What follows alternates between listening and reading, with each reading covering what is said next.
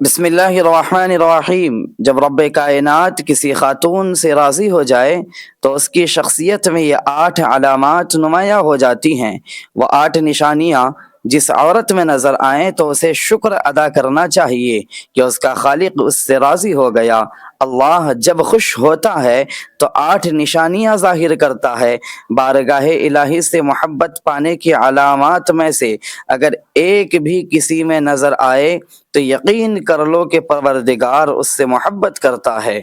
اس کے علاوہ آپ کو بتائیں گے کہ حضرت علی رضی اللہ تعالی عنہ نے عورت کو برا بھلا کہنے اور اس پر ہاتھ اٹھانے کے بارے میں کیا ارشاد فرمایا اور گھر پر اس کے کیا اثرات مرتب ہوتے ہیں۔ معزز ناظرین، پہلی علامت یہ ہے کہ اللہ تعالی جس کو دین کی گہری سمجھ عطا کرتا ہے اسے اپنے دین سے قریب کر دیتا ہے تو اسے اپنا محبوب بنا لیتا ہے۔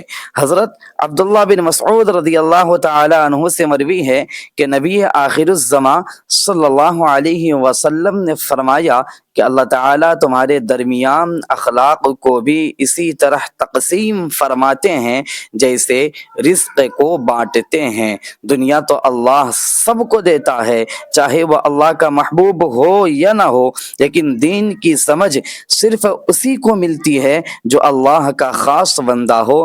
عبادت کا ذوق، کلام الہی سے لگاؤ، اللہ سے محبت، اس کے ذکر کا لطف اور رسول اللہ صلی اللہ علیہ وسلم پر درود و سلام بھیجنے کا جذبہ وہ نشانیاں ہیں جو بتاتی ہیں کہ اللہ نے اسے اپنا بنا لیا ہے۔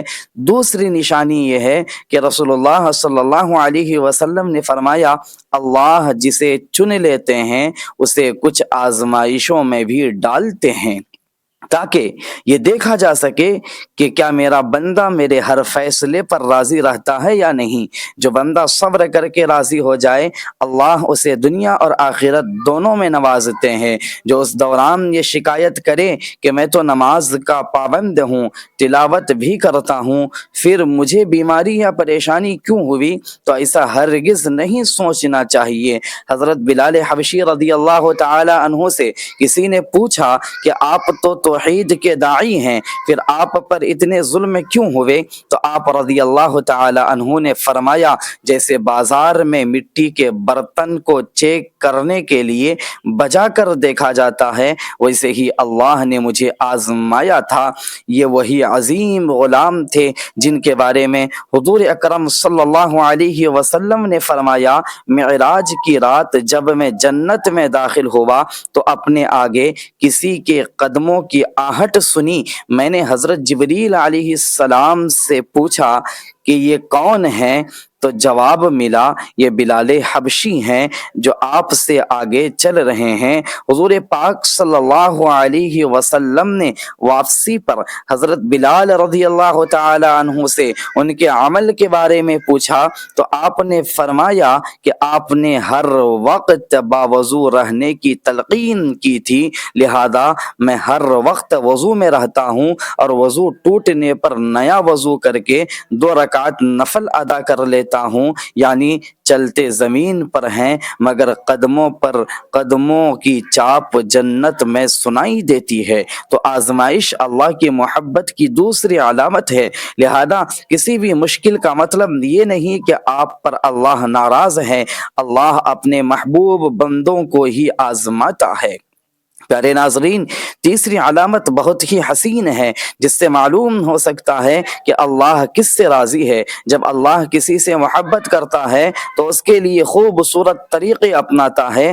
حدیث قدسی میں ہے کہ اللہ جب کسی سے محبت کرتا ہے تو جبریل علیہ السلام کو حکم دیتا ہے، جس کے بعد آسمانوں میں ایک ہلچل سی مچ جاتی ہے اور فرشتے بے ہوش ہو جاتے ہیں۔ پھر جب ہوش میں آتے ہیں تو جبریل علیہ السلام پوچھتے ہیں کہ رب نے کیا فرمایا، تو فرشتے کہتے ہیں کہ جو بھی فرمایا حق فرمایا۔ تب اللہ فرماتا ہے کہ میں نے فلاں بندے کو اپنا محبوب بنا لیا، تم بھی اسے محبوب رکھو۔ پھر جبریل علیہ السلام تمام آسمانی مخلوق کو اس سے محبت کا حکم دیتے ہیں اور زمین پر بھی لوگوں کے دلوں میں اس کی محبت ڈال دی جاتی آتی ہے تو دنیا میں یہ دو کام ضرور کریں کہ اللہ آپ سے راضی ہو جائے اور آپ کو اپنا دوست بنا لے، تبھی آپ دنیا و آخرت میں کامیاب ہوں گے۔ حضرت عبداللہ بن عباس رضی اللہ تعالی عنہما فرماتے ہیں جب کوئی نیکی قبول ہوتی ہے تو انسان کے ظاہر میں یہ 5 نشانیاں نظر آتی ہیں۔ اول، نیکی کی قبولیت سے چہرے پر عجیب نور اور رونق آ جاتی ہے، وہ خوشی اور مسکراہٹ کے ساتھ ہر وقت اطمینان میں رہتا ہے، سکون میں رہتا ہے اور دنیا کا کوئی غم اسے پریشان نہیں کر سکتا۔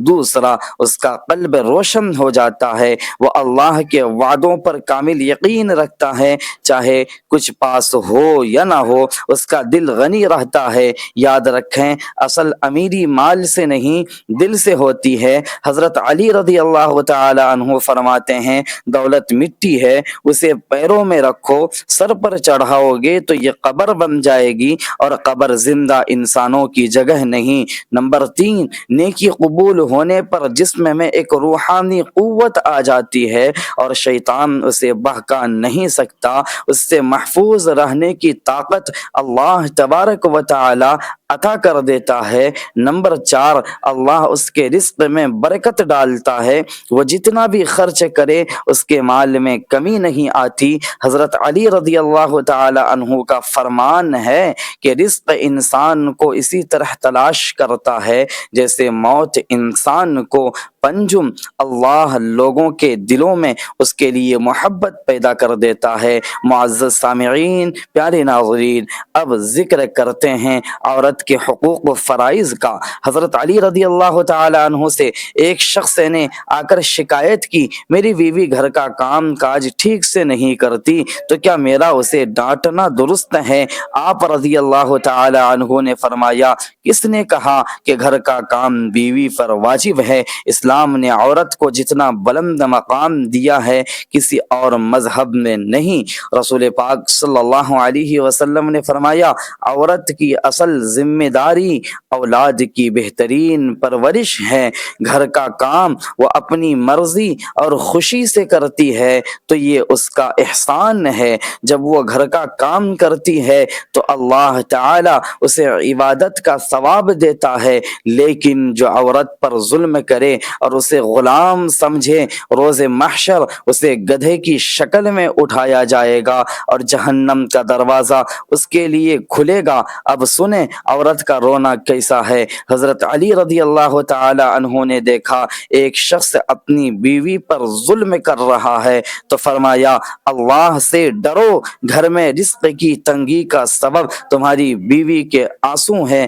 جس گھر میں عورت روتی ہے وہاں رزق کے فرشتے نہیں آتے، اس لیے گھر میں برکت کے لیے عورت کو خوش رکھو۔ ایک اور واقعہ میں حضرت علی رضی اللہ تعالی عنہ نے فرمایا کہ اللہ نے مرد کو طاقت اس لیے دی ہے کہ وہ عورت کی حفاظت کرے نہ کہ ظلم۔ نکاح کا مطلب غلام خریدنا نہیں بلکہ نسل کی بقا اور اولاد کی تربیت کے لیے مدد لینا ہے۔ جو تمہاری اولاد کو سنوارے اسے حقیر سمجھنا نادانی ہے۔ عورت پر ظلم اولاد کی بغاوت کو جنم دیتا ہے۔ اللہ سے دعا ہے کہ ہمیں دین حق پر چلنے اور اپنے خواتین کی قدر کرنے کی توفیق دے۔ آمین ثم آمین یا رب العالمین۔ ملتے ہیں اگلی ویڈیو میں، تب تک کے لیے اپنا خیال رکھیے گا اور اس ناچیز کو بھی اپنے دعاؤں میں شامل رکھیے گا۔